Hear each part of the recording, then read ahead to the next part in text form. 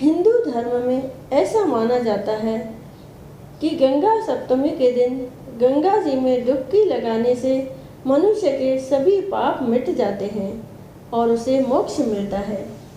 गंगा सप्तमी के दिन गंगा जी में स्नान करने का अलग ही महत्व है। गंगा सप्तमी के दिन दान पुण्य का भी अपना महत्व है। गंगा सप्तमी को कई स्थानों पर गंगा जयंती के रूप में भी मनाया जाता है। हिंदू धार्मिक ग्रंथों के अनुसार वैशाख मास के शुक्ल पक्ष की सप्तमी तिथि को माँ गंगा स्वर्ग लोक से भगवान भोले शंकर की जटाओं में समाई थी। इसीलिए इस तिथि को गंगा सप्तमी के रूप में मनाया जाता है। गंगा सप्तमी के दिन माँ गंगा की पूजा और कथा का पाठ करना मंगलमय माना जाता है। साथ ही जिस दिन गंगा जी पृथ्वी पर अवतरित हुई उस दिन को गंगा दशहरा या ज्येष्ठ शुक्ल दशमी के नाम से भी जाना जाता है। तो आइए सुनते हैं गंगा माँ की पौराणिक कथाएं। प्रेम से कहिए गंगा मैया की जय। पौराणिक कथा के अनुसार राजा बलि नामक शासक ने भगवान विष्णु को प्रसन्न करके पृथ्वी लोक पर अपना अधिकार जमा लिया था और स्वयं को भगवान समझने लगा था। अहंकार में चूर होकर राजा बलि ने देवराज इंद्र को युद्ध के लिए ललकारा। स्वर्ग लोक पर खतरा मंडराता हुआ देवराज इंद्र भगवान विष्णु से मदद मांगने पहुंचे। तब राजा बलि के उद्धार के लिए भगवान विष्णु ने वामन रूप धारण किया। उसी समय राजा बलि अपने राज्य की सुख समृद्धि के लिए अश्वमेध यज्ञ करवा रहा था, जिसमें उसने विशाल ब्राह्मण भोजन का आयोजन किया और उसे दान दक्षिणा दी। तभी भगवान विष्णु वामन रूप में राजा बलि के यहाँ पहुँच गए। बलि को यह आभास हो गया था कि भगवान विष्णु ही उनके पास आए हैं। राजा बलि ने जब ब्राह्मण से दान मांगने के लिए कहा तब भगवान वामन ने राजा बलि से 3 कदम जमीन दान के रूप में मांगी। यह सुनकर राजा बलि खुशी खुशी तैयार हो गया। तब विष्णु भगवान ने अपना विकराल रूप धारण किया।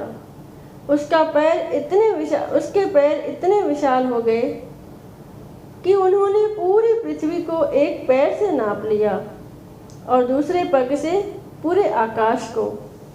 इसके बाद वामन भगवान ने पूछा कि वह अपना तीसरा पग कहाँ रखे। तब राजा बलि ने कहा कि मेरे पास देने के लिए और कुछ नहीं है और अपना शीश झुकाकर कहा कि वह तीसरा पग उसके शरीर पर रख दे। तब वामन भगवान ने ऐसा ही किया और ऐसे राजा बलि पाताल लोक में समा गया।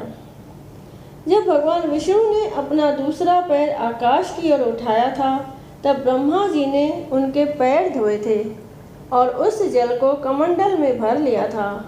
जल के तेज से ब्रह्मा जी के कमंडल में माँ गंगा का जन्म हुआ था। कुछ समय बाद ब्रह्मा जी ने उन्हें पर्वतराज हिमालय को पुत्री के रूप में सौंप दिया था। एक कथा यह भी प्रचलित है कि जब भगवान वामन ने अपना एक पैर आकाश की ओर उठाया था तब उनकी चोट से आकाश में छेद हो गया था। इसी से 3 धाराएं फूट पड़ी थी। एक धारा पृथ्वी पर गिरी, दूसरी स्वर्ग में और तीसरी पाताल लोक में चली गई। इसीलिए माँ गंगा को त्रिपथगा के नाम से भी जाना जाता है। इस तरह धरती पर आई माँ गंगा। गंगा नदी के धरती पर आगमन की एक कथा यह भी प्रचलित है कि प्राचीन काल में सगर नामक प्रतापी राजा हुआ करता था, जिसने अपने साम्राज्य के विस्तार के लिए अश्वमेध यज्ञ का आयोजन किया और यज्ञ के दौरान घोड़ा छोड़ दिया।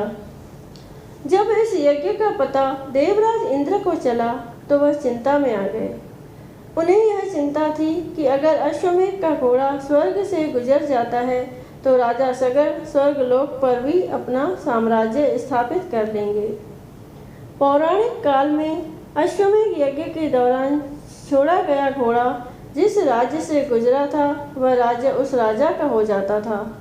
इसीलिए स्वर्ग लोक गंवाने के भय के कारण इंद्र ने अपना वेश बदलकर राजा सगर के घोड़े को चुपचाप कपिल मुनि के आश्रम में बांध दिया। इस दौरान कपिल मुनि घोर ध्यान मुद्रा में थे।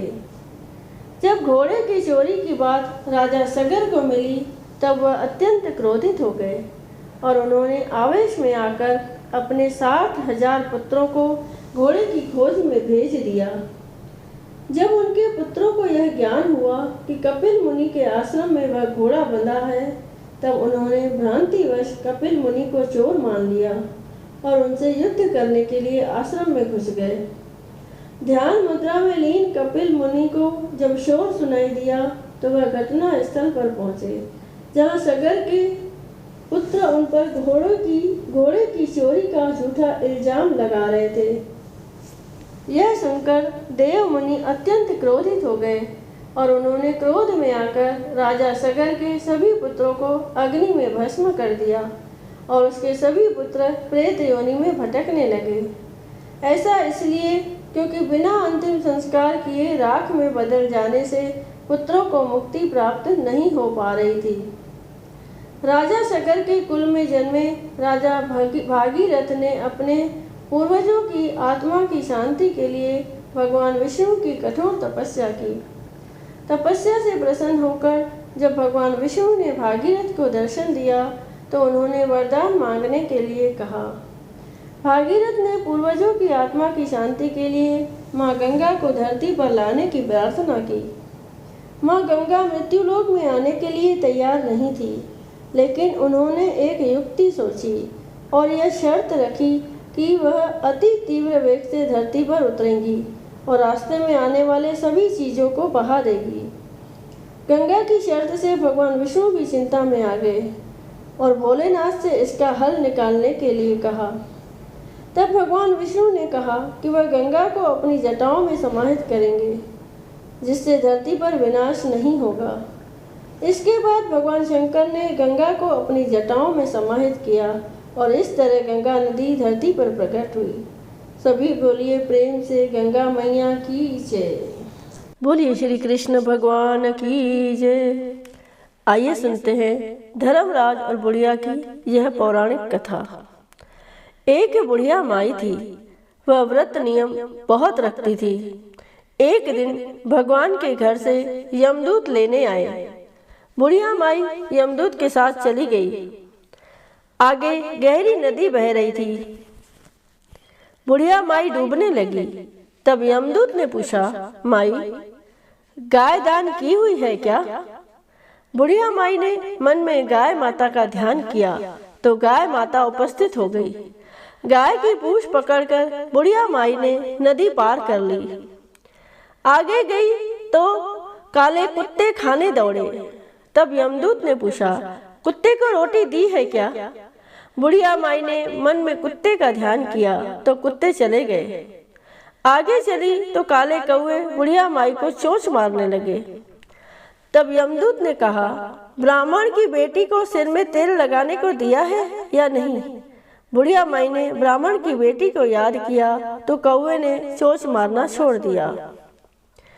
आगे गई तो पैरों में कांटे चुभने लगे। यमदूत ने कहा, चप्पल दान किया है? बुढ़िया माई ने याद किया तो चप्पल पैरों में आ गई। आगे चली तो चित्रगुप्त जी ने यमदूतों से पूछा, आप किसको ले आए हो? यमदूतों ने कहा, बुढ़िया माई ने बहुत दान पुण्य किए हैं, लेकिन धर्मराज जी का कुछ नहीं किया, इसीलिए आगे के द्वार बंद हैं। तब बुढ़िया माई ने विनती की कि मुझे 7 दिनों के लिए धरती पर जाने दो। मैं इन 7 दिनों में धर्मराज जी की कहानी सुनकर उद्यापन कर वापस आ जाऊंगी। धर्मराज जी ने उसके प्राण लौटा दिए। धरती पर बुढ़िया माई के शरीर में जान वापस आ गई। सभी लोग बुढ़िया माई को जीवित देखकर भूतनी भूतनी चिल्लाकर भागे दौड़े। बुढ़िया माई अपने घर आई। बेटे बहू से कहा, मैं भूतनी नहीं हूँ, मैं तो धर्मराज के कहे अनुसार वापस आई हूँ।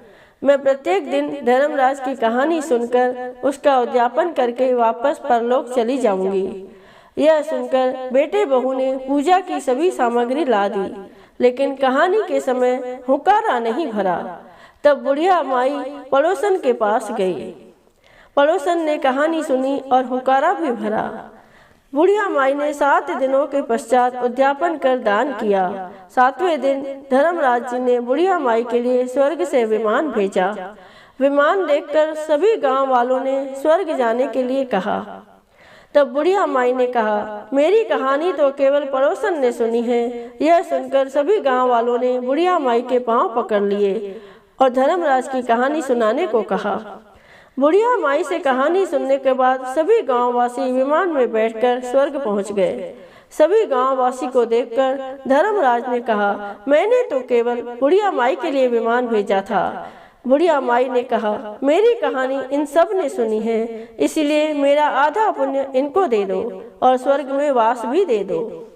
तब धर्मराज जी ने सभी गांववासियों को स्वर्ग में वास दे दिया। सो हे धर्मराज जी, जैसे बुढ़िया माई को स्वर्ग दिया वैसे सबको देना। कहानी सुनने वाले को और कहने वाले को और कहते सुनते हुंकारा भरने वाले को भी देना। बोलिए श्री कृष्ण भगवान की जय।